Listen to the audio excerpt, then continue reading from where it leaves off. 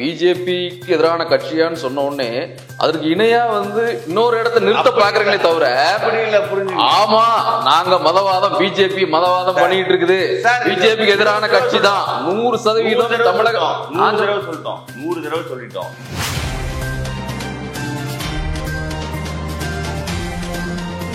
நாம இமிடியேட்டா ஒரு தேர்தல் வருது, ஓரிரு மாதங்கள்ல வருது. அந்த நேரத்துல கொஞ்சம் முன்னாடி கட்சி ஆரம்பிக்கிறோம். ஆனா அந்த எலெக்ஷன் நம்ம சந்திக்க மாட்டோம். ஆனா நம்ம 2000 சந்திப்போம்னா தமிழ்ல கட்சி ஆரம்பிக்க முடியாது சார். எலெக்ஷன் கமிஷன்ல கட்சி ஆரம்பிக்க முடியும்.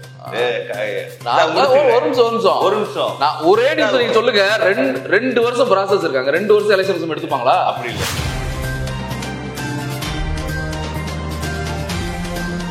இப்போ அவர் பண்ண மாதிரி 18 வருஷம் ஒரு கட்சியில அதான் நீங்க ஒப்பிடாதீங்கன்னு சொல்றேன். அப்ப என்ன எங்களுக்கு நிகர் ஒரு எங்க தளபதி மட்டும்தான். நான் என்ன சொல்றேன்னா லாஜிக்கலி விடுங்க. நீங்க லாஜிக்கலி அவர் ஒரு இயக்கத்துல இருந்து தொடர்ந்து பயணித்து அப்புறம் ஒரு இயக்கத்துல தொடங்குறாரு. இவர் எதுவுமே இல்ல. நாங்க புதுசா வரோம் ஒரு எம்ஜிஆர்னு சொல்லாதீங்க. நான் புதுசா நான் யார் மாதிரி இல்ல, ஒரு புதிய ஆளு அப்படின்னு சொல்லுங்க. நான் எம்ஜிஆருங்க.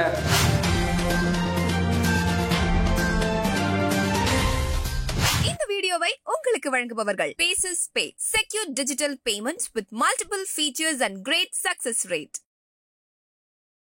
வணக்கம் நேயர்களே. இன்றைய OH தமிழ் உரையாடலில் நம்மோடு தமிழக வெற்றி கழகத்தினுடைய ஆதரவாளர் திரு வீர விக்னேஸ்வரன் அவர்கள். அவரை அன்போடு வரவேற்கிறோம். சார் வணக்கம். எப்படி கட்சி பணிகள் அப்படி போயிட்டு இருக்கு? நல்லபடியா போயிட்டு இருக்கு. தமிழக வெற்றி கழகம் புதிய கட்சி, அதற்கு ஆதரவாக ஊடகங்களில் உங்களை மாதிரி ஒரு 4 பேர் தொடர்ந்து கருத்துக்களை முன் வச்சுட்டு வரீங்க. அதே நேரத்தில் ஆதரவாக பேசக்கூடிய விஜய் கட்சிக்கு ஆதரவாக பேசக்கூடியவர்கள் மீதான விமர்சனமும் இணையத்தில் நம்ம பார்க்க முடியுது. குறிப்பாக உங்கள் மேலே கூட விமர்சனங்கள் வருது. இவருடைய பழைய வீடியோக்கள்லாம் பார்த்தீங்களா, இவர் யார் தெரியுதா, இவர் தான் இப்போ விஜய்க்கு பேசிகிட்டு இருக்காரு, இவருடைய உண்மை முகத்தை பாருங்கள் அப்படிங்கிற சில செய்திகளையும் பார்க்க முடியுது. நாமும் கூட அது சம்பந்தம் நிறைய கேள்விப்படுறோம். கட்சிக்கு அதெல்லாம் சகஜதான்னு சொல்றீங்களா, தள்ளிட்டு போறீங்களா? இல்ல அப்படி இல்லை. பொலிட்டிக்கல் ஸ்டாண்ட் விஷயத்தை பொறுத்தளவுல இதுக்கு முன்னாடி நான் ஒரு பொலிட்டிக்கல் ஸ்ட்ராட்டஜிஸ்ட் கம்பெனியில், ஒரு கார்பரேட் கம்பெனியில் ஒர்க் பண்ணேன். ஒரு 20 சேனல்ஸ்லாம் நான் பேசியிருக்கேன். இன்னமும் அந்த சேனல்ஸோட வீடியோஸ், ரெப்யூட்டட் சேனல்ஸ் எல்லாமே விகடன்ல பேசியிருக்கேன். எல்லா சேனலும் அயோத்தி அரசியல்னு பேசியிருக்கேன். இன்னமும் இருக்கு. அதுல என்ன இருக்கு, இந்தியாவில் எப்படி ஒரு சொசைட்டியை எப்படி ரிலீஜியஸ் வைஸ் டிவைட் பண்ணாங்க, அதாவது 1980s இருந்து அந்த பாபர் மஸ்ஜித் இடிக்கிற வரையும் எப்படி பண்ணாங்கங்கிற அந்த நெரேட்டிவ் எப்படி பண்ணாங்க அப்படிங்கிறத நான் டீட்டெயிலாக பேசியிருக்கேன். இதே விஷயத்த விகடன்ல பேசின அதே விஷயம், விகடன் கூட ஒரு பொதுவான சேனல், இதே கண்டென்ட்டை அதே நீங்க சொன்ன பேசு தமிழா பேசியிருக்கேன். இன்னமும் அது இருக்கு. விஷயம் என்னன்னா, ஒரு 5 ஸ்டேட் எலெக்ஷன் விஷயம் பேசுறோம், ஒரு தொகுதி எடுத்து அனலைஸ் பண்றோம்னா அங்க இருக்க டேட்டாவை நம்ம பேசுவோம். ஒரு கன்னியாகுமரி கான்ஸ்டிடுவன்சி பேசுறப்போ அந்த கான்ஸ்டிடுவன்சில இருக்க டேட்டாவை பேசுவோம். என்னோட ப்ரொஃபஷன் அது. எனக்குன்னு ஒரு கருத்து இருக்கு.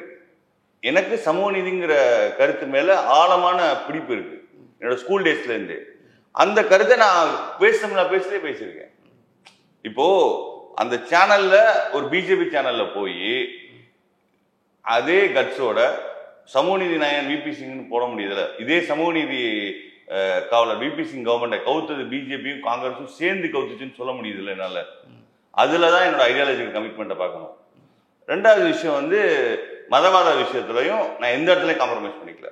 நான் நாம் தமிழர் சேனல்லையும் பேசியிருக்கேன். யூத் தமிழ், எம்பவர், நாம் தமிழர் சேனல், நிகழ் மாதிரி காங்கிரஸ் ஓரியன்ட் சேனல்லையும் பேசியிருக்கேன். அப்போ நாம் தமிழர் காங்கிரஸும் டைகனலி ஆப்போசிட். அப்போ ப்ரொஃபஷனல் வேற, பாலிடிக்ஸ்ங்கிற வேற. என்னோட ப்ரொஃபஷன் இருக்கிறப்பயே ப்ரொஃபஷனலா பேசுறப்ப வேற, ஐடியாலஜிக்கலா பேசுறப்ப செக்குலரிசத்தையும் சோசியல் ஜஸ்டிஸையும் நான் எந்த இடத்துல விட்டு கொடுத்ததில்ல. நான் என்ன சொல்றேன்னா, நீங்க ஸ்கிரீன்ஷாட் எடுத்து போறதை விட நீங்க உள்ள போய் பாருங்க.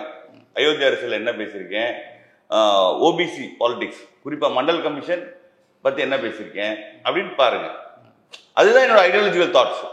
ஒரு கான்ஸ்டிடுவன்சி அனலைஸ் பண்றீங்கன்னு, இப்போ ஃபார் எக்ஸாம்பிள் யூபியில் இருக்க ஒரு கான்ஸ்டிடுவன்சி அனலைஸ் பண்றீங்க, கர்நாடகாவில் இருக்க ஒரு கான்ஸ்டிடுவன்சி அனலைஸ் பண்றீங்கன்னா அந்த கான்ஸ்டிடுவன்சில என்ன இருக்குன்னு பேசுறது தான் ஒரு ஸ்ட்ராட்டஜி. இப்போ உங்க மேல வைக்கக்கூடிய அந்த குற்றச்சாட்டு அல்லது விமர்சனம் அப்படிங்கிறது தம்ப்நெயில்ல ஒரு தலைப்பு போட்டிருக்காங்க ஒரு யூடியூப் சேனல் இருந்து. அதை முடிவு பண்ணி இவர் இப்படிதான் அப்படிங்கிற மாதிரி ஜட்ஜ் பண்ணிட்டாங்கன்னு ஒரு விஷயம் முடிஞ்சுங்க. தம்ப்லைன்ல என்ன வேணா பண்ணலாம். நான் இங்க வந்து ஒண்ணு பேச அதை அப்படி ஜட்ஜ் பண்ணிட்டாங்கன்னு சொல்றீங்க. ஜட்ஜ் பண்றாங்கல்ல. எனக்கு என்னோட கருத்து என்னன்னா, அவங்களுக்கு நான் உள்ள என்ன பேசிருக்கேன்னு தெரியும். அயோத்தி இவ்வளவு பார்த்தவங்க வந்து அயோத்தி அரசியலையும் பார்த்திருப்பாங்க. கேட்சிங்கான டாபிக் இல்லையா அது? டாபிக்கே அயோத்தி அரசியல். அது எப்போ ரிலீஸ் ஆச்சுன்னா அந்த பீக்ல அந்த ராமர் கோவில் அந்த கும்பாபிஷேகம் இருக்குல்ல, அதுக்கு ஒரு 2-3 மாசத்துக்கு முன்னாடி பிடிபில முன்னாடி ரிலீஸ் ஆச்சு. இங்க விகடன்ல வந்து அந்த ராமர் கோவில் அந்த பிரதிஷ்டைக்கு ஒரு வாரத்துக்கு முன்னாடி. அப்போ அந்த டாபிக் வச்சுதான் அதை நம்ம பேசவே செஞ்சோம். இந்த கோவில் இன்னைக்கு வந்துருச்சு, ஆனா இதுக்கு முன்னாடி எத்தனை பேரை இதற்காக உயிரிழந்து வந்திருக்காங்கன்னு பேசணும். இந்த prime ministers, first 3 prime ministers, Pandit Nehru, Shrimati Indira Gandhi அவங்க, அதுக்கப்புறம் ராஜீவ் காந்தி காங்கிரஸ் டேர்ம்ல இருக்கப்போ, அடுத்து வாஜ்பாய், ஸ்ரீ எல்கே அத்வானிஜி, அதுக்கப்புறம் மோடி, இப்போ பிரைம் மினிஸ்டர் மோடி, இவங்க 3 பேரும் இவங்க என்ன பண்ணாங்க அப்படின்னு நம்ம ஒரு ஹிஸ்டாரிக்கல் விஷயத்த எந்த ஒரு இதுவும் இல்லாம கம்யூனலா இந்தியாவை மொபிலைஸ் பண்ணது பிஜேபி தான் பேசியிருக்கோம். இன்னமும் டேட்டா இருக்கு. அப்போ நம்மளோட தாட்ஸ் ஒன்று இருக்கு. இன்னைக்கே நான் பேசிட்டு நான் வெளியே போறேன் சார், நீங்க ஒரு கம்ப்ளைண்ட் போடுறீங்க, அதுக்கு நான் பொறுப்பா நீங்க பொறுப்பா? கம்ப்ளைண்ட் போடுறதுக்கு பேசுனதுக்கு நான் தான் பொறுப்பு, கம்ப்ளைண்ட் பொறுப்பு போடுறதுக்கு யார் பொறுப்பு? விமர்சனம் உண்மையை புரிஞ்சுங்க. நான் ஒரு பப்ளிக் அதை தாண்டி சார், இப்போ ஒரு கருத்தை ஏதோ மேலோட்டமா பார்த்துட்டு விமர்சனம் பண்றாங்க அப்படின்னு, பொதுவா அவர்கள் சொல்லுது சில தரப்புல இருந்து ஆதரவாளராக பேசுவதற்காக நியமிக்கப்பட்டவர்கள், விஜய் கட்சிக்கு தமிழக வெற்றி கழகத்தில் நியமிக்கப்பட்டவர்களை வந்து இன்னும் கொஞ்சம் அவங்க அனலைஸ் பண்ணியிருக்கணும், அவங்கள சரியா இது பண்ணல அப்படிங்கிற மாதிரி வைக்கிறது வந்து அதை எடுத்து நடத்துகிற பொறுப்பாக எடுத்து நடத்துகிறவங்க மேலே வைக்கக்கூடிய குற்றச்சாட்டாக வைக்கிறாங்களா, இல்லை விஜயே இதில் ஒரு கொஞ்சம் அதிருப்தியில் இருக்கிறாங்கிற மாதிரியான தகவல்கள்லாம் வருது, அதனால கேட்குறேன்.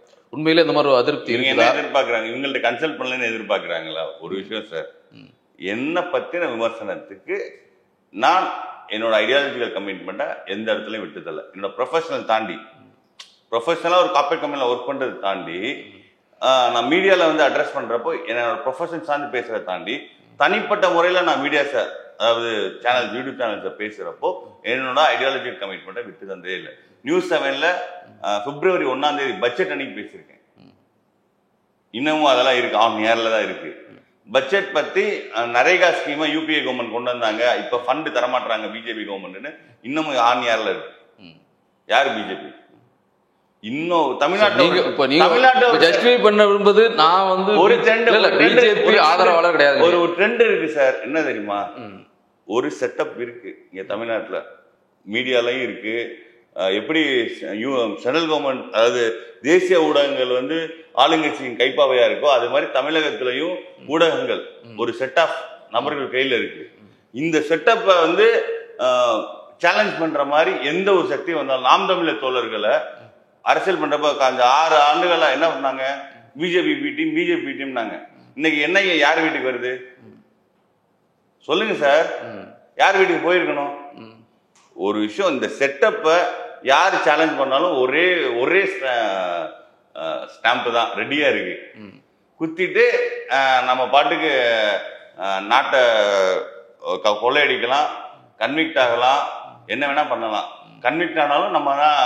இல்ல, நான் அதை கேட்கறது வந்து நீங்க உங்களோடத பொறுத்தளவுல நான் பொதுவான ஆளு, பிஜேபிக்கு ஆதரவான இல்ல அப்படின்னு. என்னோட ஐடியாலஜிக்கலா நான் இதுவரையும் எந்த பொலிட்டிக்கல் பார்ட்டிலையும் மெம்பரா இருந்தது கிடையாது. என்னோட ஐடியாலஜிக்கல் தனிப்பட்ட முறையில ஒரு தாட்ஸ் இருக்கும்ல, இது சரி இது தப்புன்னு. நான் அதுக்குள்ளே போல. நான் என்ன சொல்றேன், ஒருத்தர் ஒரு கட்சியில இருக்கலாம், நீங்க கட்சியில இல்லைன்னு சொல்றீங்க, இருந்து கூட இந்த கட்சிக்கு வந்த பத்தி இப்ப விஜய் இப்ப வந்து இப்ப பெரிய கட்சியில இருக்கக்கூடியவங்க நாளைக்கு வந்து சேர்றாங்க, உடனே விஜய் அப்படி சேர்றா வேணாம் சொல்ல போறாரா? இல்ல, அப்படி அந்த அளவுக்கு ஜஸ்டிஃபிகேஷன் போதே திமுகல இருக்க வந்தவங்க தானே. ஒரு விஷயம் என்னன்னா, நான் ஏன் இவ்வளவு அண்டர் கிரவுண்ட்ல போய் அடிக்கிறேன்னா, அப்படி கூட இல்லையே, இருந்து நீங்க சொல்லிட்டா கூட பிரச்சனை, ஆமாங்க பண்ணங்க என்னங்க மாறிட்டேங்கன்னு சொல்லிடுவேன். நான் தான் இல்லையே. அப்படி நான் மாறினாலுமே நீங்க என்ன பண்ண போறீங்க? ஒன்னும் பண்ண முடியாது. எனக்கு பிடிச்சிருக்கு, நான் மாறுறேன். நான் போன கட்சியில கமிட்டடா இருக்கேன்னா அதை மட்டும் தான் நீங்க பார்க்கணும். அதுல நான் ஐடியாலஜியில கமிட்டடா இருக்கேன்னா, தலைவர் தளபதி அவர்கள் ஐடியாலஜிக்கு நான் கரெக்டா இருக்கேன்னா அதை தான் நீங்க பார்க்கணும். ஆனா நான் ஸ்டார்டிங்லேயே கரெக்டா தான் இருக்கேனே. இப்போ என்ன ஐடியாலஜி? சமூக நீதி, மதச்சார்பின்மை தான் எங்க கட்சியோட கொள்கை. அப்படி சொல்றீங்க. அப்புறம் கொள்கை கோட்பாடெல்லாம் அப்புறமேட்டு பாத்துக்கிறோம். இல்ல பிரியாம்பிள் கொடுத்திருக்காருல்ல, 3 பக்க அறிக்கை வந்து எங்க வரப்போற கொள்கை வரவுக்கான பிரியாம்பிள். அதுல என்ன சொல்லியிருக்காரு? மதச்சார்பின்மை, சமூக நீதி, இதுதான் எங்களோட அடிப்படை கொள்கை. அது என்னங்கிறது ஒரு டீட்டெயிலா அதுக்கப்புறமே டீட்டெயில இப்போ எப்படி பிரியாம்பிள் இருக்கு, ஒரு விஷயத்த நம்ம ஹிண்ட் சொல்லிட்டோம், அடுத்து வந்து அதை டீட்டெயிலா அதுக்கான செயல் வரைவு என்னென்ன பண்ண போறோம் எல்லாத்தையும் டீட்டெயிலா அப்படி சொல்லும் போதுல இருந்தே அப்போ அது வந்து ஆட்டோமேட்டிக்கா அது பிஜேபிக்கு எதிரான ஒரு கண்டிப்பா மதவாதத்துக்கு எதிரானதுன்னா ஒரு தேசத்தை நீங்க எதிரான கட்சி தான், அதுல டவுட் இல்ல. மதவாதத்துக்கு எதிரான கட்சி இல்ல, அப்படி கண்டிப்பா பிரிவினைவாதத்துக்கு எதிரான கட்சி. இன்னொரு விஷயம் என்னன்னா, இந்த மாதிரி பிஜேபி ஒரு பக்கம் மக்களை பிளக்குதுன்னா எதையுமே அனலிட்டிக்கலா பாருங்க. பிஜேபி ஒரு பக்கம் அனலிட்டிக்கலா மக்களை வந்து கூறு போடுதுன்னா, இன்னொரு பக்கம் இந்த மாதிரி கட்சிகள் ஊழல் பண்ணிக்கிட்டு மக்களை கொள்ளடிச்சுக்கிட்டு கோர்ட்டால கன்விக்ட் ஆகி தான் சொல்ல பாருங்களா. இப்ப நீங்க என்ன பாருங்க, பிஜேபிக்கு எதிரான கட்சியான்னு சொன்ன உடனே அதற்கு இணையா வந்து இன்னொரு இடத்த நிறுத்த பாக்குறீங்களே தவிர, ஆமா நாங்க மதவாதம், பிஜேபி மதவாதம் பண்ணிட்டு இருக்குது, பிஜேபிக்கு எதிரான கட்சி தான் 100% தமிழகம். 100 தடவை சொல்லிட்டோம். என்ன ப்ராப்ளம்னா, நீங்க பிஜேபிக்கு எதிரானன்னு சொல்லிக்கிட்டு பிஜேபியோட அண்டர் கிரவுண்ட் டீலிங் வச்சுக்கிறாங்க. அதுதான் ப்ராப்ளமே. அவங்க வச்சுக்கிறாங்க, அதை பத்தி பிரச்சனை இல்ல. நாங்க மதவாதத்துக்கு மதவாதம் பண்ணிட்டு இருக்கு பிஜேபி, நாங்க அவங்க எதிராக எந்த கமிட்மெண்ட்டோ எந்த ஒரு காம்ப்ரமைஸ் இல்லாம பிரிவினை சக்திகளை ஊழல் சக்திகளை எதிர்க்கிறோம் சார். இதுல எந்த 1% காம்ப்ரமைஸ் கிடையாது, அதுல உறுதி. அதுக்கு தான் ஒரு 2 வருஷம் டைம் எடுத்துக்கிறீங்களா? எப்படி? அப்படி இல்ல அது வந்து ப்ராசஸ். இப்போ எலெக்ஷன் கமிஷன் அவ்வளவு ப்ராசஸ், ஒரு 2 வருஷம் இருக்கு, அவ்வளவு பெரிய ப்ராசஸ். நீங்க எலெக்ஷன் கமிஷன்ல வந்து நம்ம ரெஜிஸ்ட்ரேஷன் கொடுத்துருக்கோம், அது ரெஜிஸ்டர் ஆகி வரணும். அதற்கப்புறம் பார்ட்டி ஆர்கனைசேஷனை ஸ்ட்ரக்சர் பண்ணணும். புரட்சி தலைவர் அவர்கள் வந்து 72ல கட்சி ஆரம்பிச்சார், 77 5 ஆண்டுகள் எடுத்துக்கிட்டார். ஒவ்வொரு தலைவரும் தனக்கான திட்டமிடல் இலக்கு இருக்கு. புரட்சி தலைவர் அவர்கள் 5 ஆண்டுகள் எடுத்துக்கிட்டார், வெற்றிகரமா தன்னோட இலக்கை அடைந்தார். அதுபடி எங்க தலைவர் தளபதி அவர்களும் தன்னோட இலக்கை திட்டமிட்டு பயணித்துக் கொண்டிருக்கிறார். உறுதியா இலக்கை அடைவார் 26. இல்ல, இப்ப நீங்க ஒரு கட்சி வந்து அவங்க உடனடியா தொடங்கி வேலைகளை அது ஆட்சிக்கு வர்றது எப்போ, ஆட்சி பிடிக்கிறது எப்போ, எவ்வளவு டைம் எடுத்துக்கிறது இல்லை. நாம வந்து இமிடியட்டா ஒரு தேர்தல் வருது, ஓரிரு மாதங்கள்ல வருது, அந்த நேரத்துல கொஞ்சம் முன்னாடி கட்சி ஆரம்பிக்கிறோம். ஆனா அந்த எலெக்ஷன் நம்ம சந்திக்க மாட்டோம். ஆனா நம்ம 2020 சந்திப்போம்னா OH தமிழ்ல வந்து கட்சி ஆரம்பிக்க முடியாது சார். எலெக்ஷன் கமிஷன்ல கட்சி ஆரம்பிக்க முடியும். ஒரு நிமிஷம் நான் ஒரே நிமிஷம் நீங்க சொல்லுங்க. 2 வருஷம் ப்ராசஸ் இருக்காங்க. 2 வருஷம் எலெக்ஷன் எடுத்துப்பாங்களா? அப்படி இல்ல சார், எலெக்ஷன் கமிஷன் 2 வருஷம் எடுப்பாங்களா? மாட்டாங்க சார். அப்புறம் சொல்லுங்க, இன்னைக்கு என்ன மாசம்? OH தமிழ் பேசுறீங்க, 2 வருஷம் எடுப்பாங்களா? பிப்ரவரி எந்த ப்ராசஸ் எடுத்த? எந்த கட்சியில எவ்வளவு தேர்தல் ஆன எந்த கட்சிக்கு அவ்வளவு ப்ராசஸ் எடுத்துட்டாங்க? இல்ல உங்களுக்கு மன்றம் பூரா இருக்குது, மன்றத்தை பூரா பொறுப்பாளரை போட்டு வச்சிருக்கீங்க, அப்படியே நீங்க கட்சியா மாத்த போறீங்க, அவ்வளவுதான்.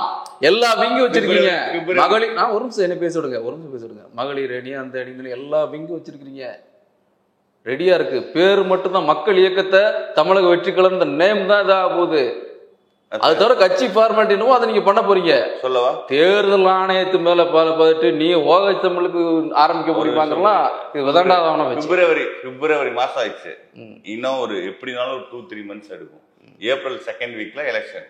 இதுதான் வந்து எலெக்ஷன் கமிஷனோட ஜெனரல் காலண்டர். எலெக்ஷன் 2nd வீக்ல இப்போ வந்து பார்ட்டி ரெஜிஸ்டர் பண்ணிட்டு ஒரு 2 இயர்ஸ் எடுத்துக்கிட்டு பார்ட்டி ஆர்கனைஸ் பண்ணி கிரவுண்ட்ல போகணும் சார். புரட்சி தலைவர் அவர்கள் வந்து எப்படி புரட்சி பயணம்னு தமிழகம் ஃபுல்லா கிராமமா போனாரோ அதே மாதிரி எங்க தலைவர் வந்து அதற்காண்டிதான் மிகப்பெரிய வருவாய் வர தன்னோட ப்ரொஃபஷனை விட்டுட்டு மக்களுக்காக சேவை செய்ய வர்றார். 2 ஆண்டுகள் எங்க தலைவர் வந்து கிராமமா தமிழக மக்களை சந்திக்கிறார். அதற்கான பெரிய திட்டமிடல் இருக்கு. அதனால நீங்க வெயிட் பண்ணி பாருங்க சார். இப்போ ஃபர்ஸ்ட் விஷயம் பார்ட்டி ரெஜிஸ்டர் ஆகிட்டு வரட்டும்.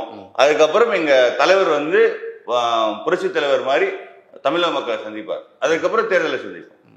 பட் நீங்க புரட்சி தலைவர் சொல்றீங்களா? ஒவ்வொரு முறையுமே வந்து நிறைய பேர் எம்ஜிஆரை உதாரணமா எடுத்து பேசுறாங்க. அதுவும் கூட விமர்சனத்துக்குள்ளாது. எப்படி வந்து புரட்சி தலைவரோட ஒப்பிடுற அளவிற்கு விஜய் இருக்கிறாரா அப்படிங்கிற ஒரு கேள்வியும் இருக்குது. புரட்சி தலைவரோட ஒப்பிடலாம்னா தற்போதைய அரசியல் சூழலில் ஒரே நபர் தமிழகத்தில் இருக்கிறதுனா அது எங்க தலைவர் தளபதி தான். எப்படி சொல்றீங்க? ஏன் அப்படி சொல்றேன்னா, தன்னோட ப்ரொஃபஷனல் கேரியர்ல ஃபினான்ஷியல், அதாவது மார்க்கெட் வைஸும் சரி ஃபேன் பேஸ் வைஸும் பீக்ல இருக்கிறப்போ, சரி இப்போ ஏன்னா சூப்பர் ஸ்டார் அவர்கள் வந்து 96ல் அதோட பீக்ல இருந்தார். அப்போ வந்து எம்டிஎம்கே தனியா பிரிஞ்சிருந்துச்சு, டிஎம்கே ஸ்பிளிட்டா இந்த டைம்.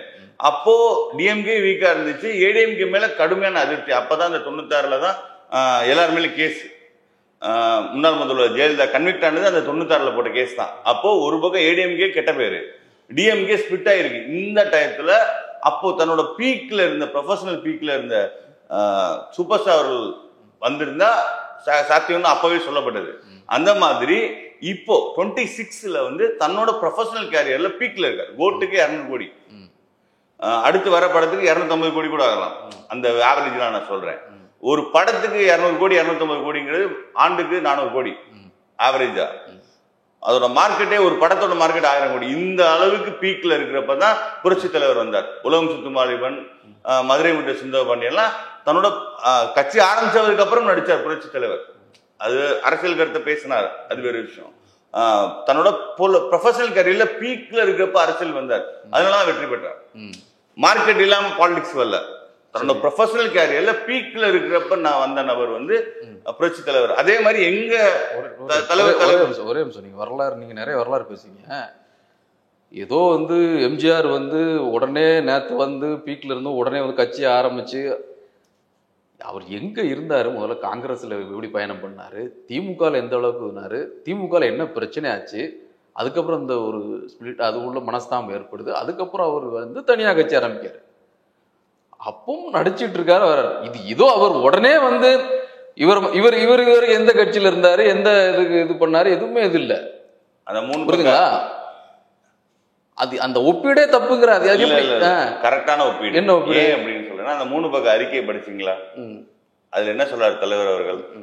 நான் என்னோட முன்னோர்கள் பண்ண தவறுல இருந்து பாடம் கற்றுக்கொண்டு என்னை நானே பொது வாழ்க்கைக்கு தயார்படுத்தி வருகிறேன், நெடுங்காலமாக என்னோட இலக்கை நோக்கி நான் பயணிக்கிறேங்கிறாரு. என்டிஆர் வந்து 1983ல வந்து மார்ச் மாசம் கட்சி ஆரம்பிச்சு அந்த 83 எண்டுல ஆட்சியை பிடிச்சாரு. அப்போ ஒரு நிகழ்வு மாதிரி இன்னொரு நிகழ்வு இருக்காது. இப்போ அவர் பண்ண மாதிரி 18 வருஷம் ஒரு கட்சியில அதான் நீங்க ஒப்பிடாதீங்கன்னு சொல்றேன். அப்ப என்ன எங்களுக்கு நிகர் ஒரு எங்க தளபதி மட்டும்தான். நான் என்ன சொல்றேன்னா, லாஜிக்கலி விடுங்க. நீங்க லாஜிக்கலி அவர் ஒரு இயக்கத்துல இருந்து தொடர்ந்து பயணித்து அப்புறம் ஒரு இயக்கத்துல இருந்து தொடங்குறாரு. இவர் எதுவுமே இல்ல, நாங்க புதுசா வரோம் சொல்லுங்க. ஒரு எம்ஜிஆர்னு சொல்லாதீங்க, நான் புதுசா ஆளுங்க, நான் யார் மாதிரி இல்ல, ஒரு புதிய ஆளு அப்படின்னு சொல்லுங்க. நான் எம்ஜிஆருங்க. ஒரு ஆர்கனைசேஷனுக்குள்ள இல்ல, எவ்வளவு போராட்டங்கள் பண்ணி எவ்வளவு பண்ணி மேல வந்தாரு ஒரு கட்சியில. இவர் என்ன பண்ணாரு, எந்த ஏன் பண்ணல? 2009ல மீனவர் பிரச்சனைக்காண்டி போராட்டம் பண்ணாரு எங்க தலைவர். அதுக்கப்புறம் ஸ்டெர்லைட் விஷயத்துல பாதிக்கப்பட்ட மக்களுக்காண்டி போய் நின்னாரு. அதுக்கப்புறம் மாணவி அனிதா மரணத்துக்கு பாதிக்கப்பட்டவங்க பின்னாடி நின்னாரு. அது போக தன்னோட ப்ரொஃபஷனல் கேரியர்ல இருக்கிறப்பையும் பாதிக்கப்பட்ட மக்கள் பின்னாடி நின்றுருக்காரு. நீங்க ஒரு பொலிட்டிக்கல் யூனிட்டுக்குள்ள இருந்து செயல்படாம இருந்திருக்கலாம், பட் அவர் மக்களோட இருந்திருக்காரு, மக்களோட பல்ஸ் உணர்ந்திருக்காரு. இப்போ வந்து ஒரு பொலிட்டிக்கல் தாட்ஸ் வந்து அப்சர்வ் பண்ணிருக்காரு.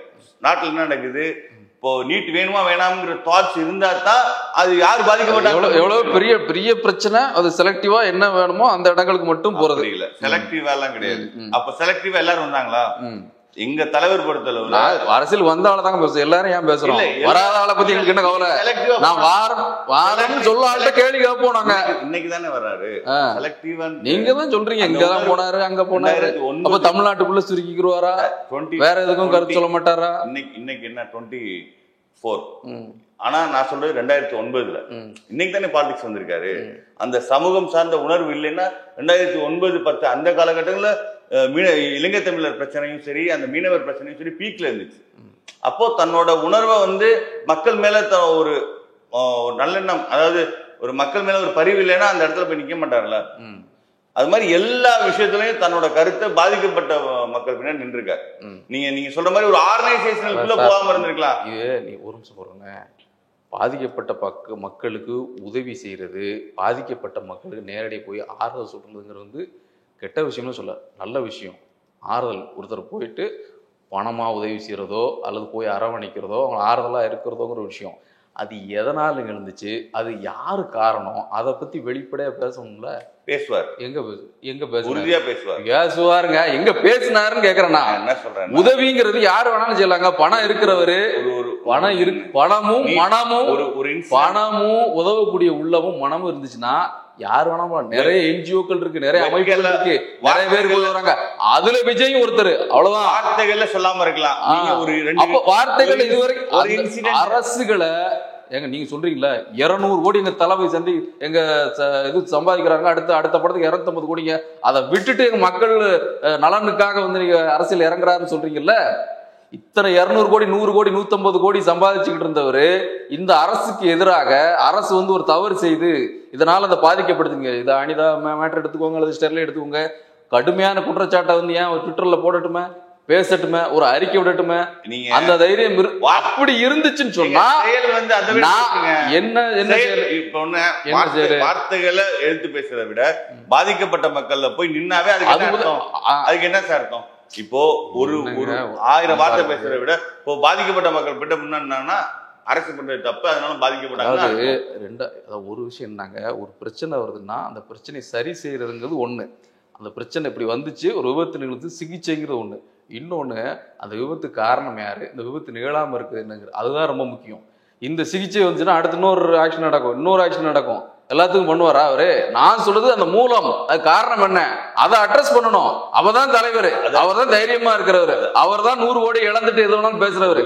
நான் அமைதியா இருப்பேன், படத்துக்கு வருமா இருப்பேன். இப்போ வந்து எல்லாம் ஒரு மாதிரி ஒரு சூழல் இருக்கு, இதை பயன்படுத்தி வரும், நீ வாங்க, அவங்கள வேணான்னு சொல்ல. ஆனா வந்து நாங்க வந்து எம்ஜிஆர், நாங்க வந்து பரிசு, இந்த மாதிரி இதுல இது ஒரு நியாயம் இல்லை. நீங்க கிரவுண்ட் ரியாலிட்டியை புரிஞ்சுக்குவீங்க. நீங்க இன்னைக்கு அன்னைக்கு நீங்க அது புரியாம இருந்தாலும் புரிஞ்சுக்குவீங்க. தமிழக மக்கள் மிகப்பெரிய அன்பு வச்சிருக்காங்க தளபதி மேல. நீங்க சொன்ன இஷ்யூஸ்ல எங்க தலைவர் பேசுவார். நீங்க என்ன சொல்றீங்க, பேசலைன்னு தானே சொல்றீங்க. நீங்க என்ன சொல்றீங்க, ஸ்டெர்லைட் இஷ்யூனாலும் சரி, ஃபிஷர்மேன் இஷ்யூனாலும் சரி, நீதி இஷ்யூனாலும் சரி, எங்க தலைவர் கிளாரிட்டியா தன்னோட தாட்ஸை சொல்லுவார். வருங்காலங்கள் சொல்லுவார், சொல்யூஷனும் தருவார். சொல்றதோட இல்ல, சொல்யூஷனும் சொல்லுவார், தீர்வும் அதுக்கு தருவார், சொல்லுறத செய்வார்.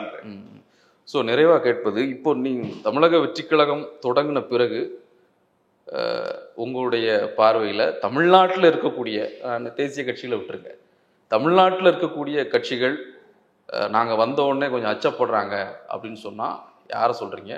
அந்த மாதிரி ஏதாவது இல்லை, தனிப்பட்ட முறையில் அச்சம் கிடையாது, மக்களை விட்டு அந்நியப்பட்டுட்டாங்க. அதுதான் நான் சொல்ல விரும்புகிறேன்.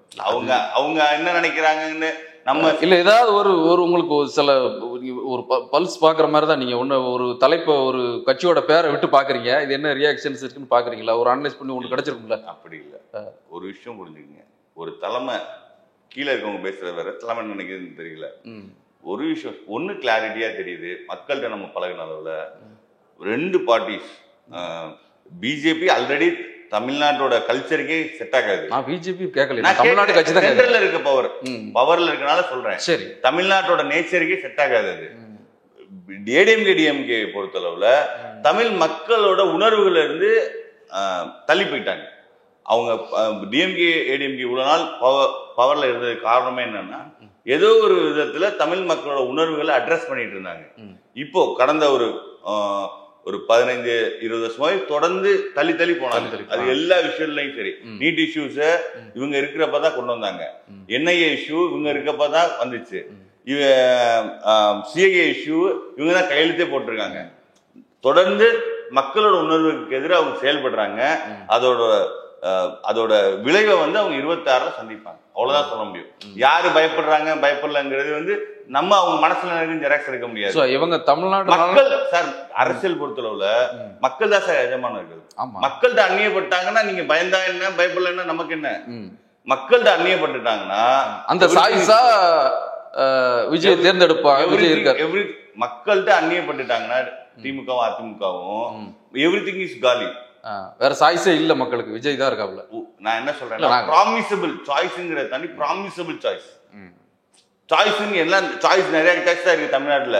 ப்ராமிசபிள் சாய்ஸ் திருத்தணியில இருந்து கன்னியாகுமரி வரையும் இன்னும் புது சாய்ஸ் இன்னும் 2 வருஷம் இருக்கு. அதுக்குள்ள இன்னும் யாரும் வந்தா கூட முடியாது. ஒரு விஷயம் ப்ராமிஸ், நான் திருப்பி சொல்றேன், சாய்ஸ்ன்னு சொல்லல, ப்ராமிசபிள் சாய்ஸ்.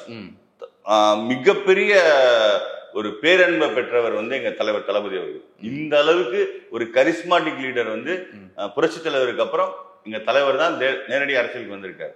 இங்க தமிழ்நாடு பாலிடிக்ஸ் 26க்கு அப்புறம் எங்க தலைவர் சென்ட்ரிக்கா தான் இருக்கும் பாலிடிக்ஸா இருக்கும். அது ரொம்ப வெளிப்படைத்தன்மையாகவும் தான் இருக்கும். உறுதியா எங்க தலைவர் பொறுத்தவரை எல்லாத்தையும் கிளாரிட்டியா டிஃபைன்டா பேசுவார். நான் எது கேட்கறோம்னா, இப்போ சினிமாக்குள்ள சம்பளம் வாங்குறதுல எந்த வெளிப்படைத்தன்மையே கிடையாது. நீங்களா அடிச்சு விடுறதுதான் 100, 150, 200 சொல்லி அதுக்கு ஏதாவது எந்த ப்ரூஃப்மே கிடையாது. ஏன்னா அதுல எந்த டிரான்ஸ்பரன்சியும் இது வரைக்கும் இல்லை. அப்படிங்களா? அந்த மாதிரி அதை பத்தி அவரு இதுவரை சொன்னது இல்லை. டாக்ஸ் கட்டுறாங்க. நீங்க ஏதாச்சும் உங்களுக்கு டவுட் இருந்து எலெக்ஷன் இன்கம் டாக்ஸ் ஆபீசர்ஸ கேளுங்க. ஏன்னா டாக்ஸ் கட்டி தான் ஆகணும். எல்லாம் இவ்வளவு லார்ஜ் அமௌண்ட் சொல்றீங்கல்ல, இப்ப 200 கோடி சொல்லுவீங்க இல்ல சார். அதனால அந்த மாதிரி இல்லாம ஒரு இதுல அரசியலை பொறுத்தவரை டிரான்ஸ்பரன்சியா இருக்கு. உறுதியா அவரோட நீங்க சம்பளம் வாங்கினா கூட எல்லா நடிகருமே டாக்ஸ் கட்டி தான் ஆகணும். நீங்க நினைக்கிற மாதிரி உங்களுக்கு தெரியாம இருக்கலாம், எனக்கு தெரியாம இருக்கலாம். என்ன வாங்குறீங்களோ அது கட்டணுங்கிறது எல்லாத்துக்குமே தெரியும். மாசம் சம்பளம் வாங்குறவங்களே கட்டி தானே ஆகணும். அப்புறம் 100 கோடி 200 கோடி வாங்குறவங்க அது எப்படி வாங்குறாங்கன்னு இருக்குல்ல. நீங்க எதுவுமே தெரியாத மாதிரி சொல்லக்கூடாது. இன்கம் டாக்ஸ் ஆபீசர்ஸ்க்கு எல்லாமே தெரியும். ஏதாச்சும் அவங்களுக்கு பொறி இருந்துச்சுன்னா அவங்க நோட்டீஸ் வருவாங்க. அதனால ஆதாரம் பேஸ்லெஸ்ஸா ஆதாரம் கரெக்டா இருக்காப்ல. அதெல்லாம் ரொம்ப நோட்டீஸ் வந்திருக்கும்ல. இது இன்னொரு விஷயம் டாக்ஸ் விஷயம் சிவில் அசெப்ட், கிரிமினல் கிடையாது. பிஎம்எல்ஏ போனோம்னு மணி லாண்டரிங் போனீங்கன்னா கிரிமினல்ல வரும். இடி வந்தா கிரிமினல் சார். டாக்ஸ் இஷ்யூஸ் இருக்குல்ல, அது சிவில் தான். இன்கம் டாக்ஸ் இஷ்யூ சிவில் தான். அதுல ரெண்டுக்கு டிஃபரன்ஸ் இருக்கு. அதுல அது ஒன்றும் பிரச்சனை இல்லை. இல்ல இப்போ என்ன பொதுமக்கள் இதுக்கான டிஃபரன்ஸ் பார்க்க மாட்டாங்க, ரைடுன்னு மட்டும் தான் பார்ப்பாங்க. But tax issues civil issues. நான் சம்பாதிக்கிறேன், நான் அவ்வளவு டாக்ஸ் கட்டணும், கட்டலைன்னா சொல்லுவாங்க நம்ம டாக்ஸ் கட்டணும். அதிகபட்சம் கொஞ்சம் பெனாலிட்டி ஒன்று போடுவாங்க, அவ்வளவுதான், முடிஞ்சிச்சு. ஆனா மணி லாண்டரிங் பண்றாங்கல்ல, இங்க சம்பாதிச்சு வெளிநாட்டுல இன்வெஸ்ட் பண்ணி அந்த மாதிரி பண்றதுக்கு தான் கிரிமினல் கேசஸ் ஆகும்.